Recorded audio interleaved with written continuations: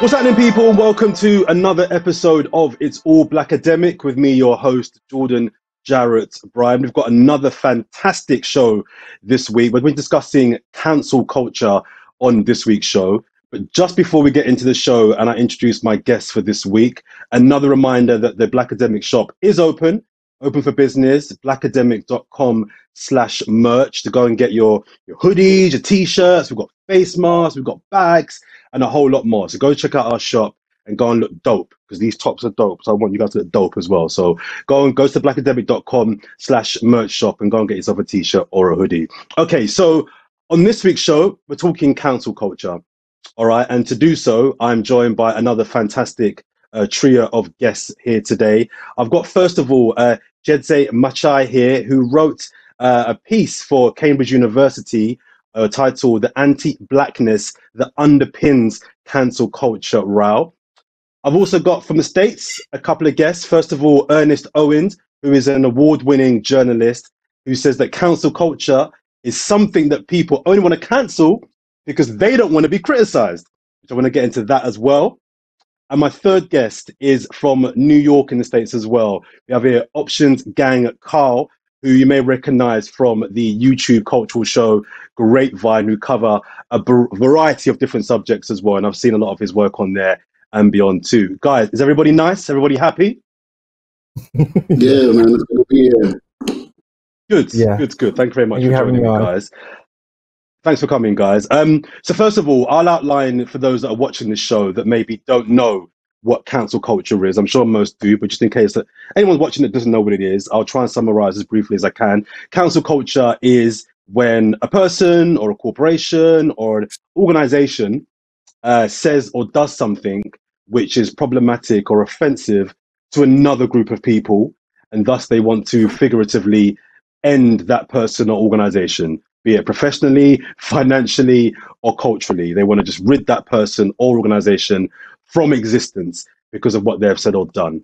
I think that in 10, 15 seconds is a general idea of what cancel culture is. They want to be cancelled. So that's what cancel culture is. Let me start by asking you, Carl, or everybody, but I'll start with Carl. Who's for cancel culture and who's against it? I think that's a nuanced question. I think it started off as a tool that people, I guess, on the left side of this political spectrum started to use. Trump actually mastered it and kind of spun it right back on their heads.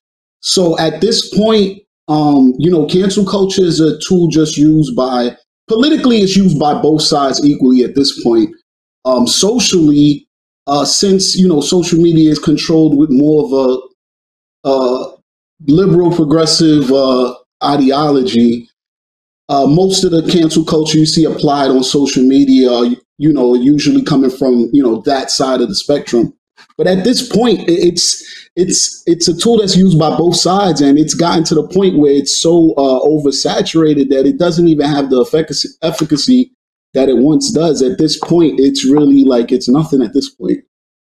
I was going to respond to you, Jordan, by saying I found it interesting in your definition of it or introduction of it that you didn't mention the online phenomena of cancel culture.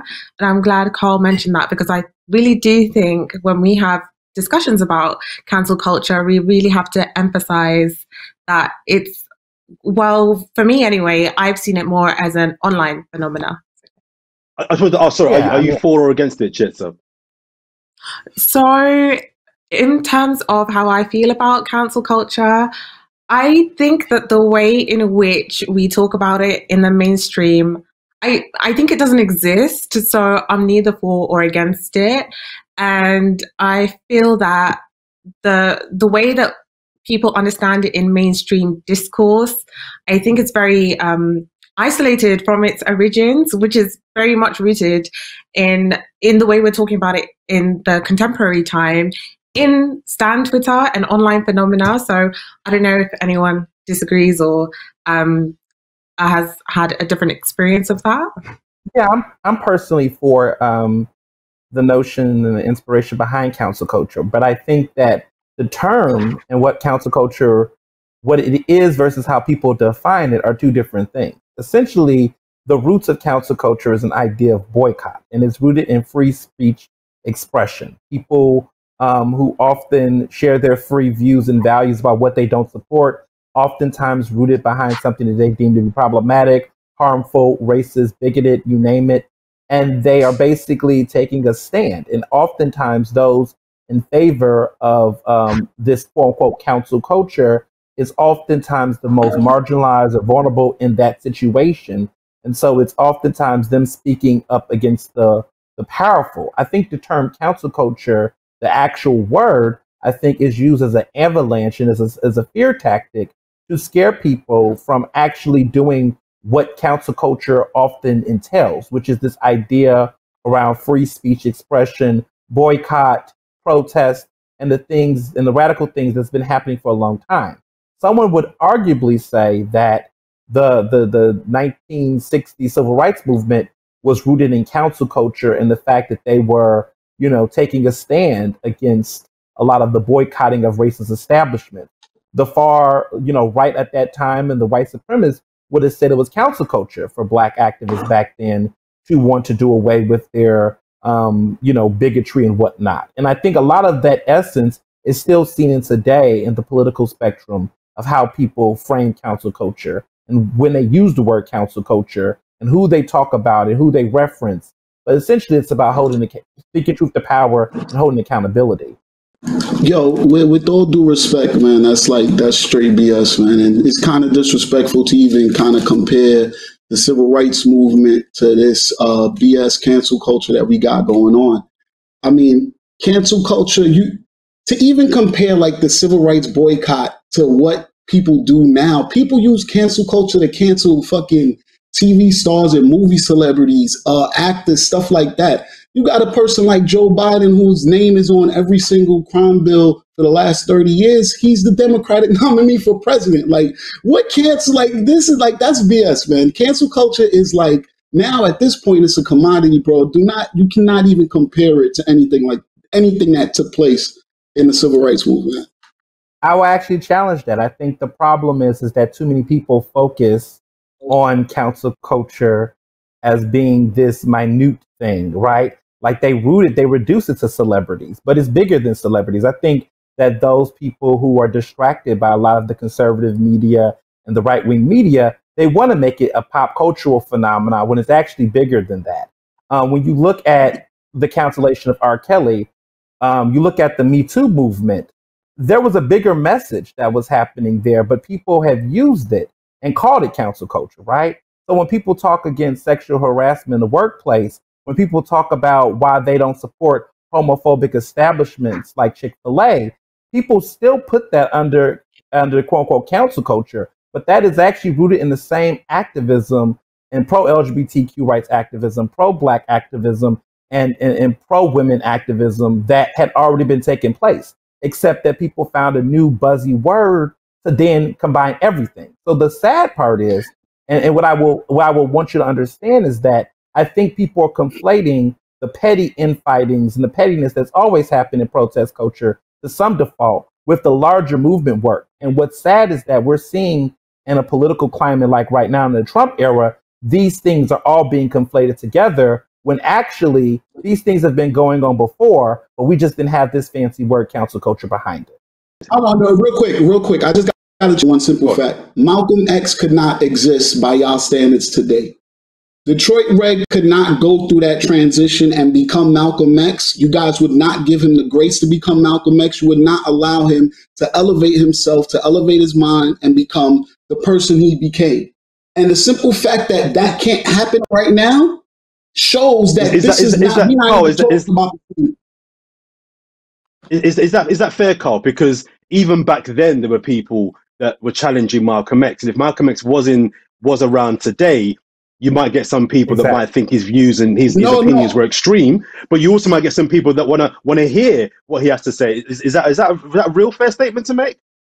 Like I said, people were going to get challenged within every era. I'm not disputing the fact that there's going to be segments of the Black community that would have been challenging his thoughts. I'm not disputing any of that. You still had the separation between the Nation of Islam and him. These dynamics still would have existed. But for the simple fact is that you would not have allowed Malcolm X to become a civil rights leader based on his history if you apply it to 2020 standards. It's a fact. That's not true. That's not true. Malcolm, I mean, you look at MLK, he was considered a terrorist, and he was put on the terrorist watch list. People tried to counsel him. No, that was then. He was put on the terrorist list.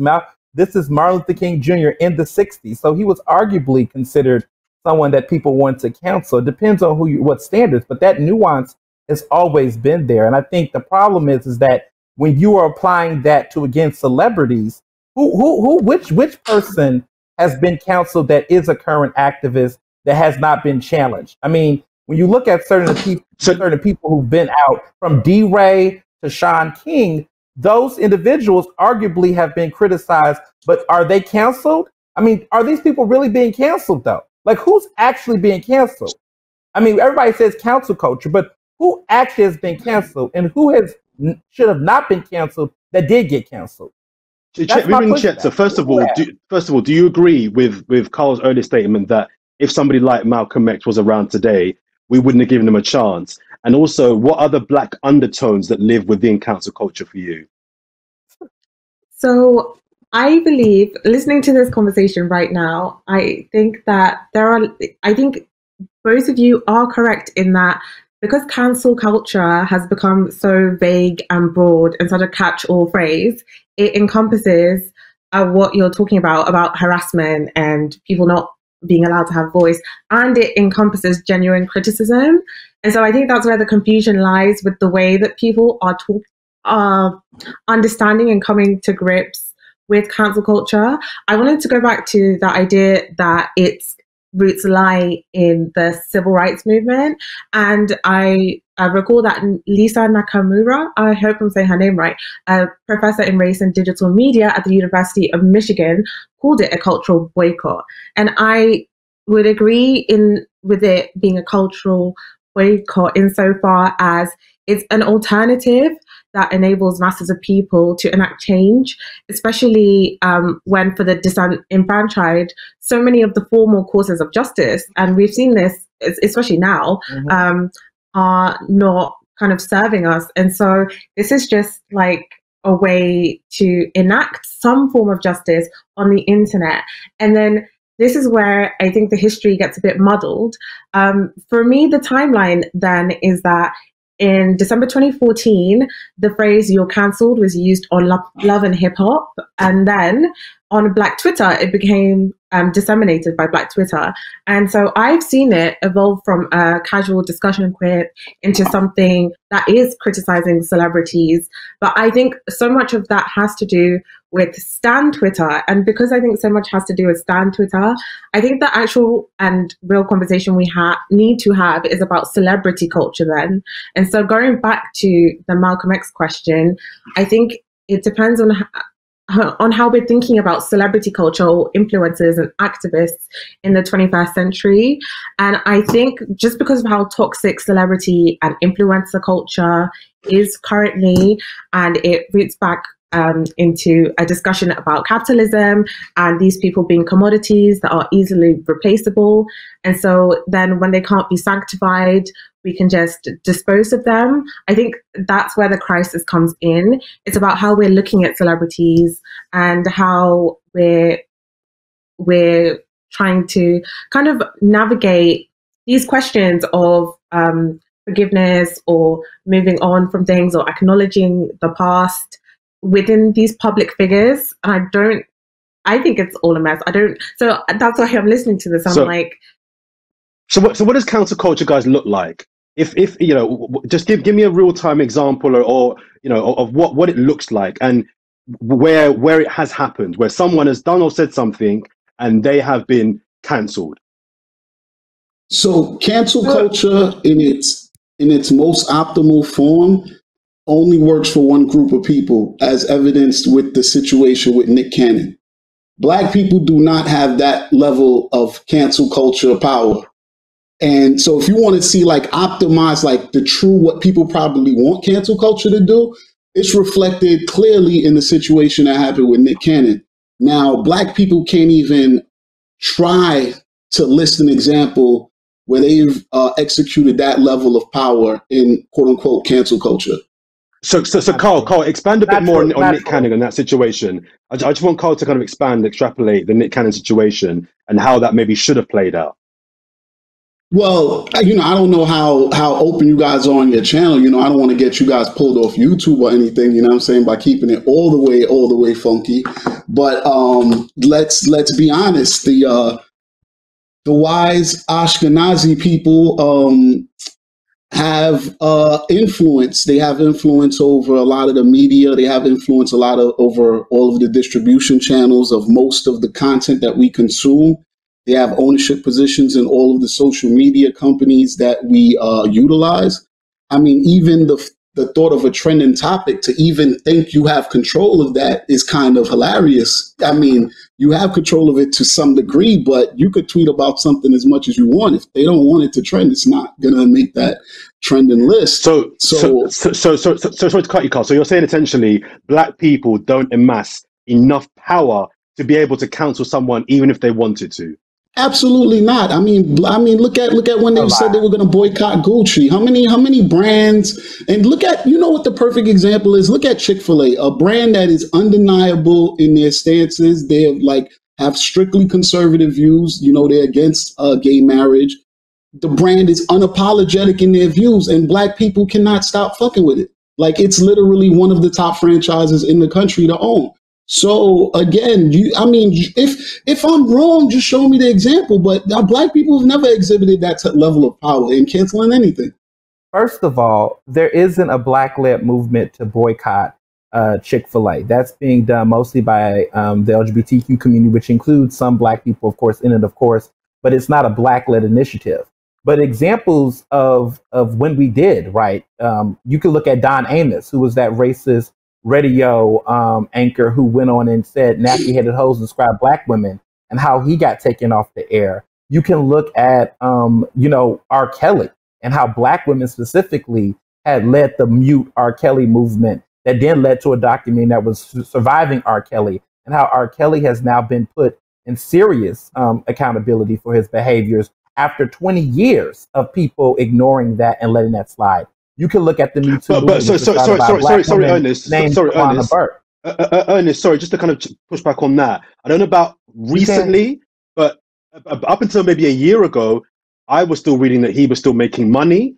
His streams were still online. So I'm not so sure, even with what we do know now, if R. Kelly was actually cancelled, even then.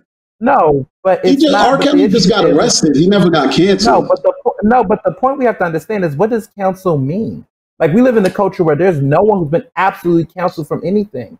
I mean, but at the end of the day, this man is being held accountable to a high degree.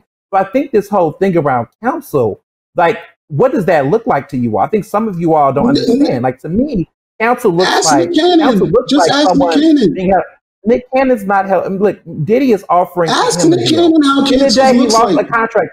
So, but R. Kelly got taken off his label. So you can't. You see, the issue is that there are still people supporting Nick Cannon. R. Kelly still owns his masters. Yes, well, let me finish. Let me finish what I'm saying. At the end of the day, that's the problem. You're trying to say Nick Cannon is completely canceled. He is not. Nick Cannon still has support. Diddy is offering him a TV opportunity. He has not lost the other show that he's doing on network TV, which is, I think, America's Got Talent or The Masked Singer. He's not losing those digs. He lost the Wildin' Out, but he didn't lose the other deals. So he's not completely canceled. And so that's the point. Right, so let's really dig into the fact that this cancellation is nuanced. It's not completely taken off. I want to bring in Chetza here. So for those that don't know, we have here in the UK an artist, musician, an MC called Wiley. There was a big controversy about a month ago where Wiley made a series of tweets and posts where he made some very general, offensive, and many will say anti-Semitic comments about the Jewish community. There was a huge backlash from what he had said, and he was very, very quickly taken off, I believe, Twitter, YouTube, Instagram, and now Facebook. He's basically been banned and taken off of social media. We have other social commentators here in this country that Chieta will be aware of, some politicians, a former as well, that have said also some racist things against the black community, the Muslim community. These guys have not been taken off social media. They haven't had their platforms taken away. And if they have, it took years to get to that space. I want to ask Chieta here, what do you think about that and the difference in how Wiley as a black person was treated and, if you like, cancelled, and the difference between other people who've said equally offensive things? Well, I think that would be an example I would use about why cancel culture doesn't exist in the way everyone thinks it does anyway, because canceling is inconsistent all across the board. And I know Ernest and Carl are arguing about R. Kelly and Nick Cannon, but even in those examples, it's never unanimous. And so that's where then the question comes back of what is canceling and what are we talking about? And I feel like with mainstream discourse, are we just talking? I think so much of the conversation seems like distraction for me.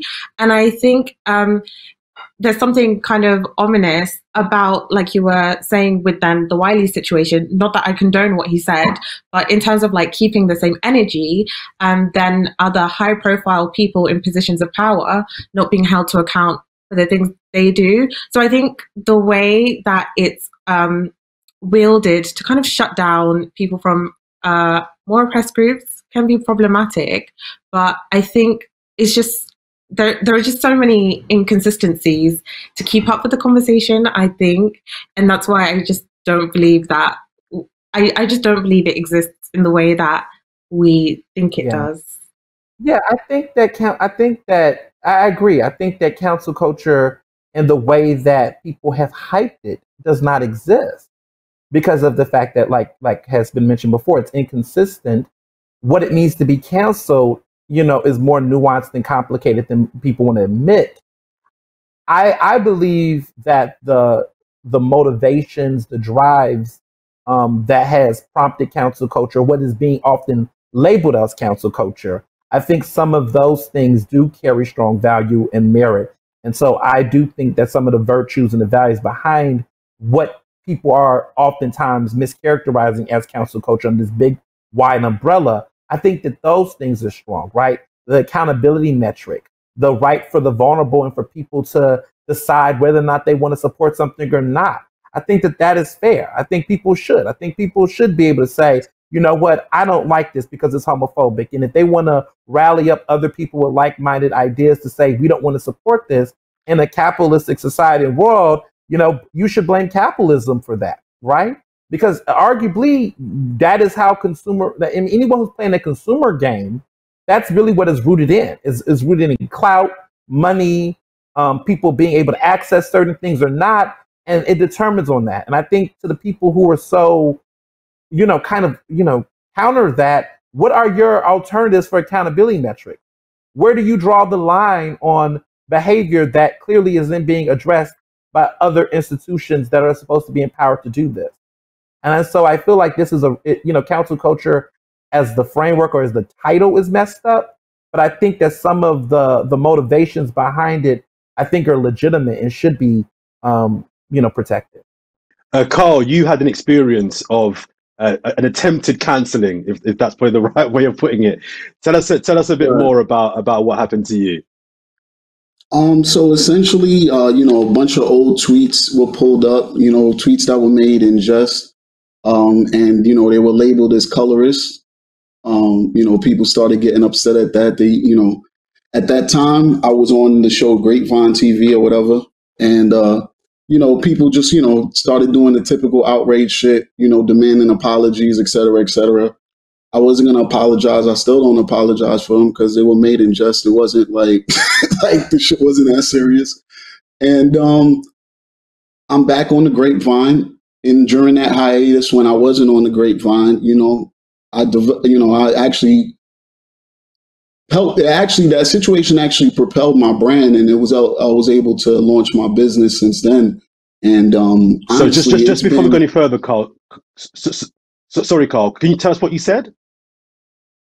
It was a bunch of old jokes. The crazy shit was the jokes were from like 2012. Like they looked up like old 2012, 2011 jokes. I can't even remember off the top, but it was like back in the day a lot of people weren't on Twitter from like '09 to like '12. Back in the day during that time on Twitter, it was wild. Like dudes used to be cracking jokes about everything. Like everybody was getting it. Cats was committing suicide on Twitter and people were cracking jokes about dudes doing like live suicides at that point. So it was just like, it was a different era. Like it was a different time. But there's a reason, Carl, while I ask. Are you happy to tell us one or two of what you said? There's a reason why I'm asking.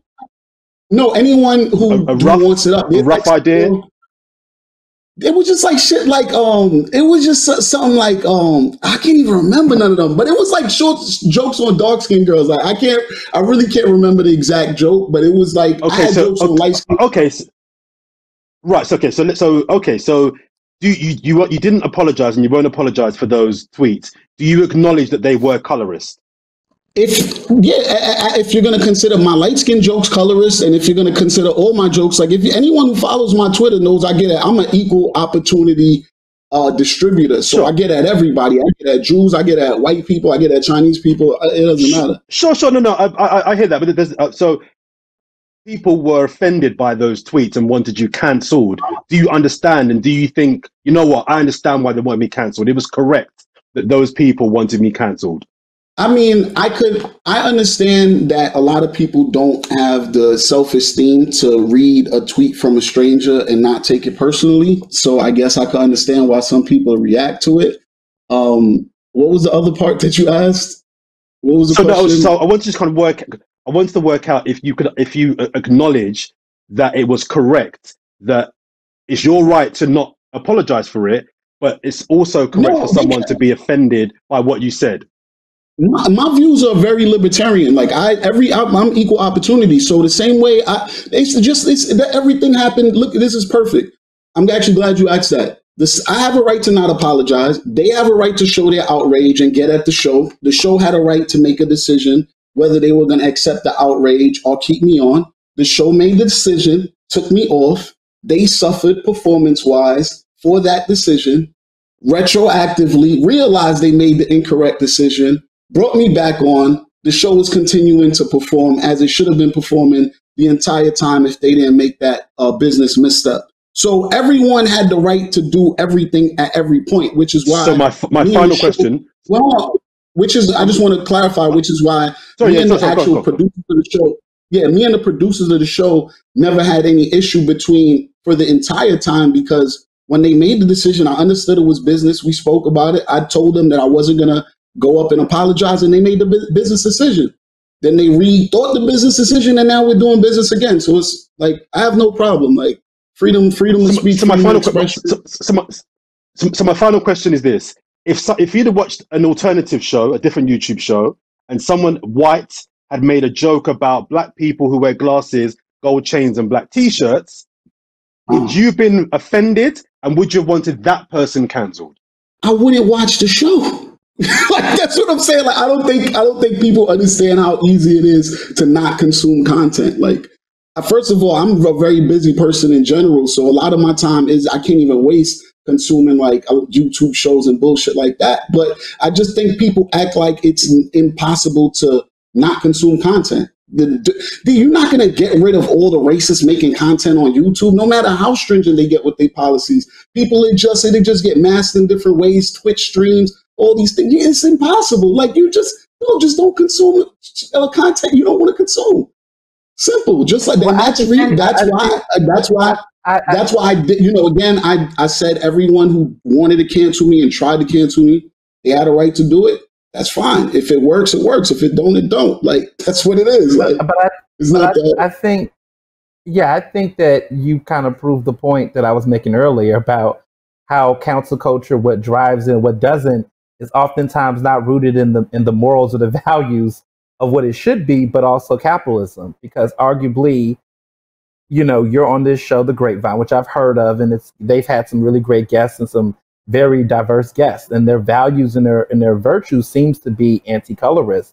But you've made some colorist statements that you don't want to apologize for, which I, personally think is interesting. I don't know why would you not apologize for them if they don't reflect your current values now. I mean, if they do reflect your current views now, I don't see what would be hard about apologize for something you did in the past if you regret them. But I guess you don't regret them. I guess possibly you still hold those same views, which is interesting why you would still be on the show. But I think the answer for that would be that it's rooted in capitalism, because like you've acknowledged, the ratings took a dive when you were gone. And so they wanted to keep you on because of that, which is the same reason why people like the R. Kellys, the Nick Cannons, and those people who do problematic things don't necessarily get taken off or canceled as much as we think they are, because at the end of the day, what value they hold outside of their content or what they've done oftentimes keep them there. The most powerful people or people of influence often don't ever actually get canceled because they hold power, money, and wealth in other ways.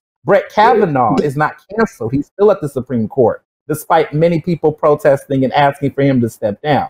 And so what we've learned here is that why cancel culture to me doesn't exist is because there's so many metrics of power, money, influence that will keep a cushion on people's butts, despite everything that should prevent them from. And I think your situation is a textbook example of why cancel culture and why culture makes no sense, because you're protected by your influence and by the power that you hold, and ever not really be truly held accountable for any of the things that you said that were problematic.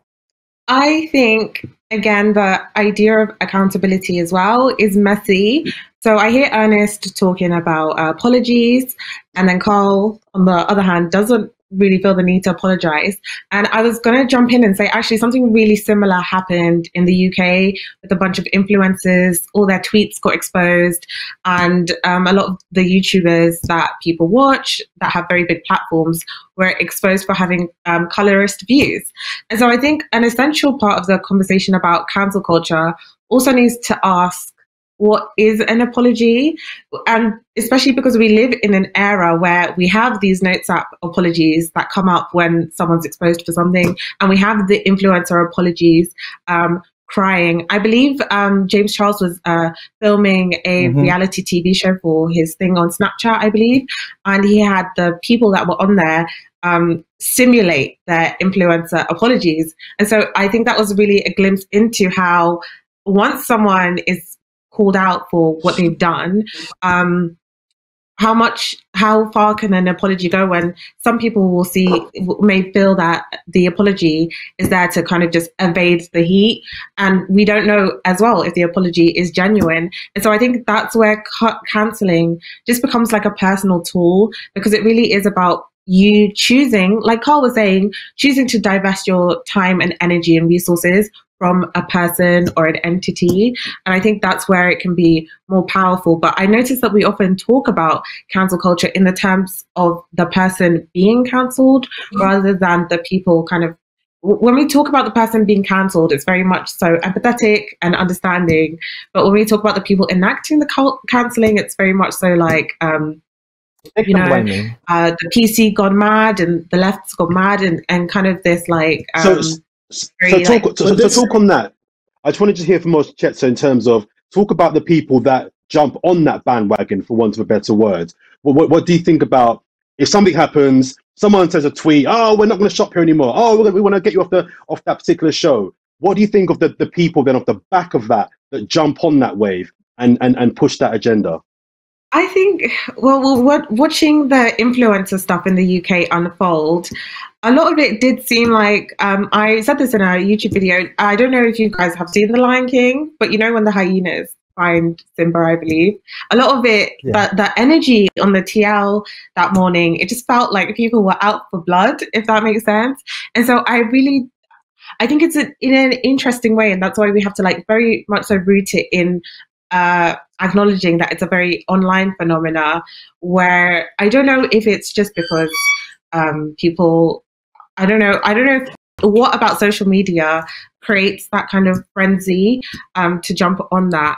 But I think definitely if we're separating the conversation about people choosing to divest their own personal time and energy into someone or something, it's very much so different from people online kind of doxing someone. And then that's where I was saying that this cancel culture thing is just so broad and vague that we're not actually it's stopping us from having real conversations about everything unfolding. So yeah. Go on, Carl. You want to pick up? Yeah, so just to clarify, like I said, only one group has the power to exhibit cancel culture, and the little bit that Nick Cannon has left, he definitely had to grovel on his knees and beg for that. He had to retrace everything he said, had to bring a rabbi on to Cannon's class doing a whole, hour and a half of, licking kneecaps. So there was a lot of stuff he had to do to even keep whatever little bit that they left him with. So when you talk about like in the terms of Black people, again, because we don't have that type of economic power and or fortitude, we don't have the power to truly exhibit cancel culture. So how it does manifest in, like she said, it manifests in these like little social media frenzies, and it works on people like, say, a person that wants to be famous or wants to be accepted within that community. They can't afford that hit on their reputation, so it may work on them. It may work on a person who has a full-time job and, can't afford for their identity to be released, along with those tweets. But for anyone who has their own income streams, anyone whose influence isn't dependent on conforming to mainstream culture, a person like Dave Chappelle is a perfect example of someone that's not really cancelable. They'll write as many think pieces and articles as they want about him, but he's still friends with Louis C.K. He publicly still supported him. Like, that's a dude that he could still do a 50-state nationwide tour today and he'll still be good. But again, I'm not saying he has the power to get at those same people that Nick Cannon messed up with. But it's like it's in stratas. They have the optimal, I would say, cancel culture. And from under there, it just kind of each demographic, I would say probably the LGBTQ community has the second highest power of quote unquote cancellation. And then it just goes down from there. Black people are just down in like the bottom realms of where it's like that social media frenzy. And, they may be able to get an influencer or two to retract their statements, but they can't get like any real politicians out of power. They can't get anyone who's like really affecting their socioeconomic status on a day-to-day level, out of their situation. They could maybe get a celebrity or two, but again, that's what it's limited to. And that's why it's a joke. So not true. This is not true. It's a very ahistorical viewpoint, because again, I think a lot of it is rooted in capitalism. I mean, essentially, what you're not understanding when you're making Dave Chappelle. I mean, you're a textbook example of someone who, in your own realm with people, have shown that it doesn't even have to require money. What seems to be the parameters of protection is cishet straight men. I mean, just basically cishet men. And then there's, of course, levels about whether you're Black, whether you're, older or younger, but there tends to be more of those individuals, that are protected. I mean, women get canceled left and right. I mean, Kanye West is still being protected. Like, Kanye West is not being canceled because Kanye West is a rich, straight man. You know what I'm saying? I mean, Black or white, you name it. I mean, you look at Travis Scott. I mean, his streaming is going down for shooting Meg Thee Stallion in the foot. But, one would argue, could he still be protected? 6ix9ine has a sexual harassment and abuse rap sheet on him, but he still got he has had one of the number one songs in the country. I really think that it's really rooted in identity. Whoever is the less vulnerable is often the most protected across spectrum. And I think the people you've named, a lot of them are holding power within their identity, holding power within resources, and holding those types of powers within their communities, which protects them from this type of accountability. What about when Jeffree Star can't get canceled? What about when you have all these gay influencers that are white men, that are gay men, and they're not protected. They're protected. I mean, what do you have about a situation? Like, hold on, what do you have about a situation with Kamala Harris, who's a career prosecutor who has evidence of protecting the police, who's ignored situations like I think what's her name, Latrell Robinson, a Black woman whose body was found who was arrested by the police, and a body was found a couple miles away from the precinct. Nobody knows what happened. It was found cut up, even to the point that even a couple weeks after they, quote unquote, did the investigation, her mother went to visit the site where her body was found and still found a finger there. But yet still, Kamala Harris felt that the information wasn't compelling enough to do an investigation. And they dragged it out until a point where the statute of limitations wouldn't have even applied for them to even investigate the police officer. That's a black woman. That's a black straight woman. Sorry, Carl. I want to come to politics in just a minute. I'll wrap on that. But I want to just come back to Ernest, and then I'll come to you, Jedza. You, Ernest, were someone that believes that Adele should be cancelled. Am I right in saying that? No, never said that. You don't think she should be cancelled? I don't think she should be cancelled. And I've never said she should have. My critique simply is that people have to, acknowledge the double standard in that moment when people were celebrating Adele's Bantu Knots. But at the same time, we still live in the United States, in a country that Black women have to push a thing called the Crown Act, which they're asking for non-discrimination for wearing their natural hairstyles. And so we live in a world where white women like Adele can wear Bantu knots, Kim Kardashian can wear cornrows, and people can call that trendy and hot. But Black women wear those same natural hairstyles to embrace themselves, and they are often, arguably canceled from getting job interviews, from being viewed as attractive or being respected in mainstream. And so I was just simply calling out the double standards, and that the fact that Adele really utilized her white privilege in that situation to, wear this style. I understand the context of Notting Hill. I understand all of that. But at the end of the day, there's ways to appreciate cultures without having to do the most. Just like you can, wear a costume, an Obama costume, without putting on blackface. Chieta, I want to ask you now, do Black people need to just focus a little bit less on wasting time in talking about celebrities and rappers and actors and cancelling these people, and using that same energy to cancel the politicians who are affecting everyday Black people's lives in ways that are more tangible, more significant? I think part of the cancelling tool is that it is more accessible in terms of celebrities and influencers. Cancelling politicians, I guess the only way we could do that is by voting, but I guess because there are so many more layers of power in that, it's quite difficult to access in terms of having any power over that through cancelling. I think that Black people need to turn their attention to the fact that, so for me, what was puzzling about the whole cancel culture conversation is that I'd also followed the word woke closely. And so for me, it seems that all these words or phrases that are kind of popularized in AAVE are then disseminated over the internet and then co-opted and misappropriated. And for me, I think that that's where the issues lie about how language that is commonly used amongst Black people. For me, cancelled was just like, I could say 2020 is cancelled. Like, for me, it was just such a casual discussion quip, and for it to kind of like blow into this kind of socio-political row, for me, is quite taking like it takes me, like, I'm taken aback.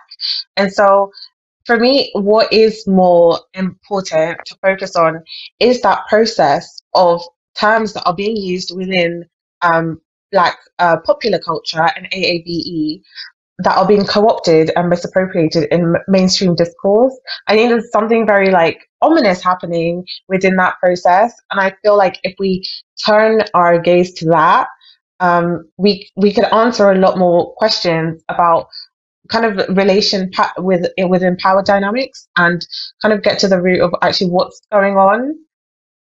Yeah, if that makes sense. Sure. And Carl, do we just need to replace the word cancel with accountability? Is this more about when someone says something or does something that we as Black people feel is harmful to us or to our culture? It's about holding them accountable rather than making up noise on Twitter, on Instagram, and talking about cancel culture? Is it more about finding methods and ways in harming those who are harming us, whether that's politically, financially, or culturally? Real accountability starts with self, right? So the same way how I said that people have the choice to consume or not consume whatever negative content they choose, they have the same power to fund and elevate whatever content that they want to choose to enjoy. So like a program like this, even programs like the Grapevine, these are programs like, a program like the Grapevine operates off of Patreon subscriptions, right? So they're living off of that. If my inclusion on the show was detrimental to that subscription base, they wouldn't include me on there. Therefore, you have to start associating the people that are doing these social media trends with the actual people that actually contribute to the bottom line. So accountability starts with self. If you want to be accountable to politicians, then you actually have to go out and be a person that votes. You can't just tweet about politicians all day. You actually have to take part into the process. If you're a person that wants to hold a program that you see on YouTube, like the Grapevine, accountable for putting me on it, what you got to do is take your dollars away. But chances are, which always happens, because even when people tweet me, my first response is always tweet me your Grapevine subscription. And if they tweet it, the first thing I'll do is give them their money back, because it's like, you know what, here's your money back. Like, so the reason why I ask is because 99% of the people don't have a Patreon subscription. So that's where the accountability starts from. Like, people have to spend their time, their money, their resources, their energy on the things that they want to see promoted into the world, and remove it from the things that are counterintuitive to whatever morals or values that they hold. So it also means that if a brand's values don't align with yours, you don't go shop there. You go shop somewhere else. But a lot of people aren't willing to make that sacrifices. People are against child slave labor, but you're not ready to put down your iPhone. You're not ready to put away your Nikes to be that hard, to be that consistent with your moral standards. So, there's a whole, and this is the basis of why cancel culture is bullshit, because there's just so much hypocrisy behind it. Like, people act like people can't grow. People act like they're on this moral pedestal, because that's what usually happens. The people that are canceling other people, eventually, when you look into them, you find out they have some skeletons in their closet that, they need to be held accountable for. So I think people need to take deplug from social media, take a step back into real life, see how real things operate in the world. And if you want to hold people, brands, companies, whatever you call it, accountable, it starts with yourself. And it starts with what you put your energy, time, and money into. Listen, guys, thank you very much for that discussion. I really, really enjoyed that. Interesting hearing the wide breadth of different views. And from the get-go, hearing Chetza kind of kick off with the fact that she doesn't think it's a real thing. It's a myth. It's not actually a real thing. I find that quite interesting as well, and your reasons I definitely hadn't thought about as well. So listen, Carl, Chetza, and Ernest, thank you very much for your time and coming on. It's all Blakademik. I appreciate your time. Don't forget, subscribe if you haven't already to Blakademik TV. Check out our website, blakademik.com. Go check out the merch shop, blakademik.com/merch, and go pick up a t-shirt. Leave your comments below. Any comments and thoughts you have regarding cancel culture. If you think it's a way of holding people accountable, or if it's just temporary noise on social media and just distracts from what the real thrust of the issue is, let us know in the comment section below. Give your reactions, any of the guys' opinions and views there as well. Until next time, look after yourself, look after the people then. Peace.